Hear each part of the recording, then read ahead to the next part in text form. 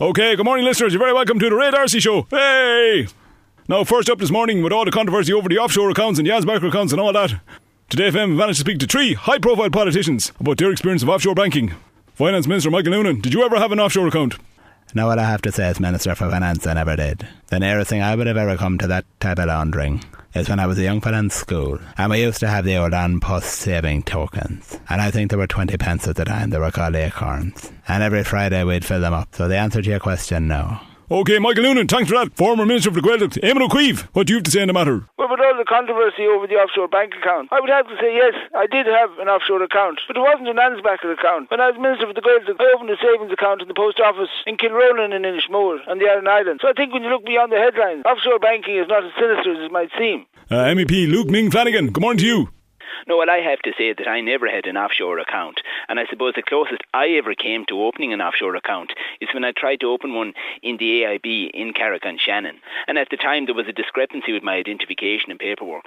So I suppose luckily for me it was never opened, and I wouldn't be faced with the current exposure that the other ministers are now facing with the Ansbacher scandal. So, there you have it, listeners, from the horse's mouth. So, listeners, that's it for another week here on the Ray Darcy Show. Hey! And before we go, we're now going to go live to the Sky Sports News Desk. Jim White, good morning to you. Well, good morning, Ray, and good morning, sports fans. I can't quite believe it, because we are going live to the jungle to meet Ant and Dec, who are joined by Joe Brolly.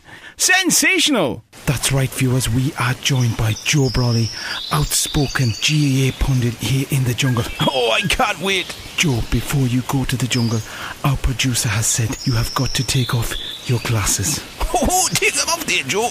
Oh, for heaven's sake, I'll be as blind as a bat in there. Be going around like a Mayo Ford on All Ireland final day. Alright, mate, I'm Jimmy Bullard. Oh, for heaven's sake, you're just another one of those overpaid peacocks of Premiership footballers. You're no better than Stephen Hunt. I mean, you're there sitting on a rock and getting paid thousands to eat maggots. It's probably more productive than what you're doing when you're playing football. Jimmy Bulbar or whatever you call yourself. You are absolutely bonkers. That's coming from a soccer player. For one with an IQ in double figures as rare as hen's teeth. An absolute disgrace. You are absolutely bonkers. Get the hell out of the jungle. Well, look, I'm heading off anyhow. I can't see a thing in here. It's an absolute nightmare. Well, viewers, there you have it. They want Joe out of the jungle, and he's only been there 5 minutes. Oh, listeners, don't get him out. Leave him there. And remember, the phone lines stay up until midnight. Well, that's it from us on Sky Sports News. What more can you say? Joe Brolly, you would cause a riot in a convent.